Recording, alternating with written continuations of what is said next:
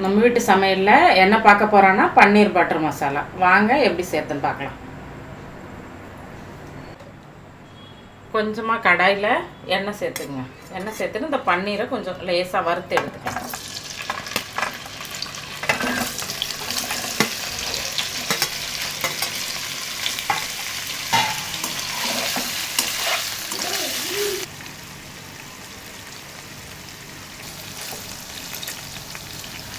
பன்னீர் இப்படி லேசாக வறுத்துட்டு எடுத்துக்கலாம். நம்ம எடுத்து ஒரு பிளேட்டில் மாற்றிக்கலாம். லேசாக வறுத்தா போதும். பன்னீர் பொரிச்சு எடுத்த எண்ணெயிலே கொஞ்சம் பட்டர் சேர்த்துக்கணும்.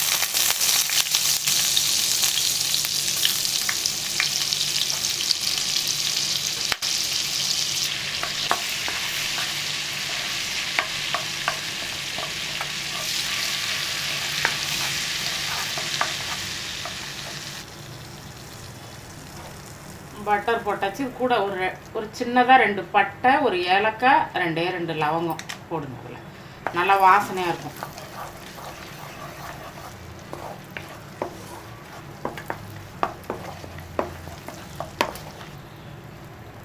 இது கூட மீடியம் சைஸ் ஒரு 3 வெங்காயம் எடுத்து நல்லா அரைச்சி வச்சுருக்கேன். நைஸாக அரைச்சி வச்சுருக்கேன். இந்த மாதிரி அதை இது கூட சேர்த்து நல்லா வதக்கிக்கலாம்.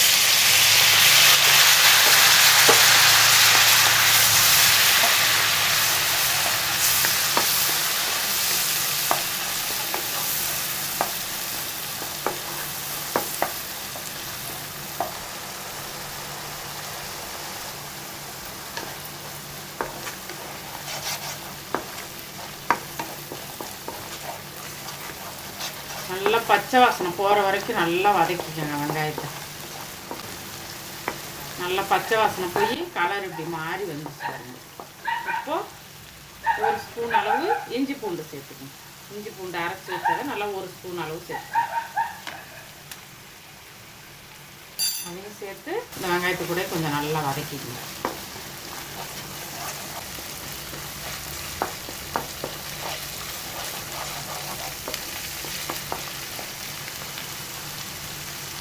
இஞ்சி பூண்டு நல்லா வதங்கினோன்னே ஒரு 3 தக்காளி எடுத்து நல்லா இப்படி அரைச்சி வச்சுருக்கேன். நைஸாக அரைச்சி வச்சுருக்கேன். அதையும் இது கூட சேர்த்து வதக்கணும்.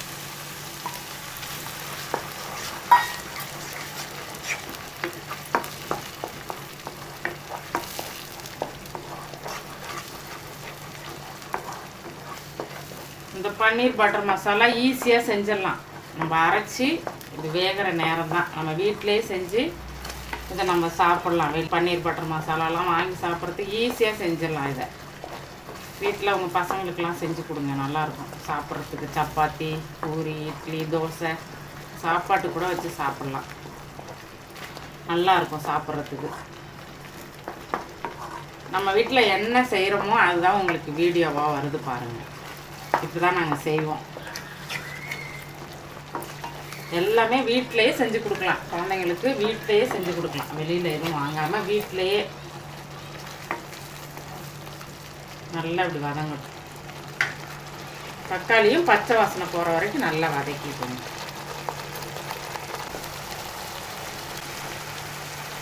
எண்ணெய் பிரிஞ்சு வர்றப்போ ஒரு 1/4 ஸ்பூன் மஞ்சள்தூள்,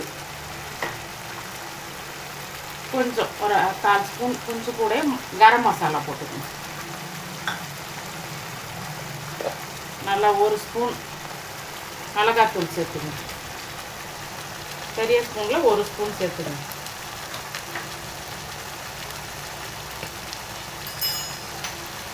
கூடயே 1 ஸ்பூன் மல்லித்தூள் சேர்த்துக்கணும். எல்லாத்தையும் நல்லா சேர்த்து ஒரு வதக்கி விடணும்.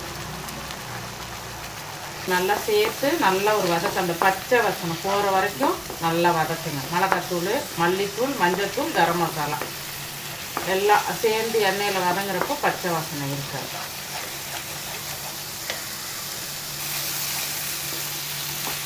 நல்லா எல்லாம் சேர்ந்து ஒரு 5 நிமிஷம் நல்லா வதங்கட்டும். வதங்கினா மொத்தமாக ஒரு பச்சை வாசனை எதுவுமே இருக்காது. இதுக்கு தேவையான அளவு உப்பு சேர்த்து கொஞ்சம் தண்ணி சேர்த்து கொதிக்க விடலாம்.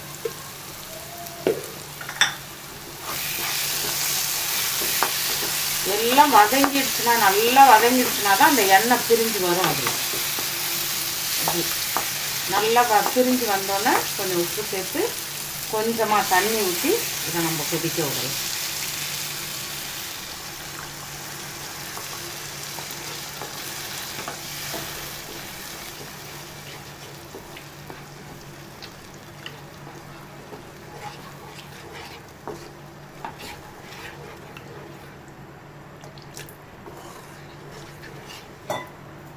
ஒரு மூடி போட்டு மூடுங்க.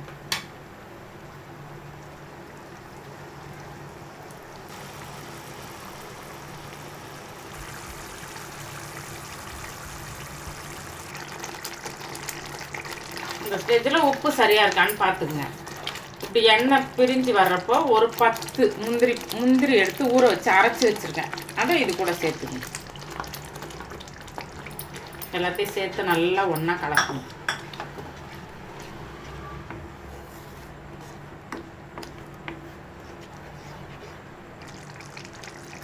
முந்திரி போட்டு இப்படி லேசாக கொதி வரப்போ நம்ம வறுத்து வச்சுருக்க பன்னீரை அது கூட சேர்த்துக்கலாம்.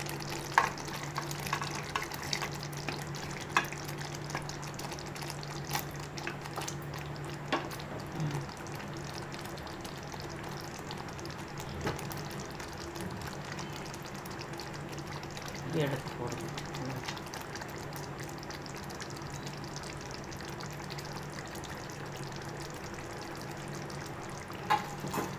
இப்போ லேசாக அப்படி வச்சுருக்கேன்.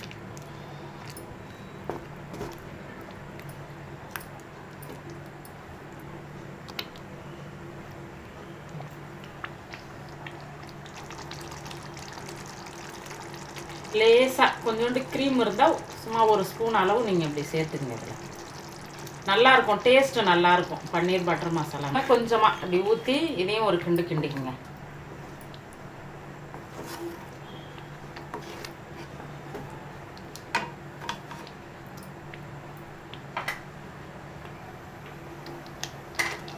க்ரீம் ஊற்றி இந்த மாதிரி கொதிச்சோன்னா கொஞ்சோண்டு கஸ்தூரி மேத்தி லேசாக, இதுக்கு எல்லா கடைகள்லையுமே நிறைய கிடைக்குது. இது நம்ம வீட்டிலே கூட தயார் பண்ணிக்கலாம். கொஞ்சம் வெந்தயம் எடுத்து ஒரு டப்பாவில் போட்டு வச்சோம்னா அது முளைச்சிக்கும். எடுத்து நம்ம நிழலில் காய வச்சுக்கலாம். இது கடையில் வாங்கினது தான். இது லேசாக இப்படி தூவிக்கங்க. நான் லேசாக கொத்தமல்லி தூவிக்கலாம். நம்ம கொத்தமல்லி போட்டோன்னா இப்படி ஒரு லேசாக ஒரு கிண்டி விட்டுருங்க. நம்ம வீட்டு சமையலில் பன்னீர் பட்டர் மசாலா ரெடி ஆகிடுச்சு. உங்கள் வீட்டில் நீங்களும் செஞ்சு சாப்பிட்டு பார்த்துட்டு எப்படி இருக்குன்னு கமெண்ட் பண்ணுங்கள், லைக் பண்ணுங்கள், ஷேர் பண்ணுங்கள், சேனலை சப்ஸ்கிரைப் பண்ணி சப்போர்ட் பண்ணுங்கள். நன்றி.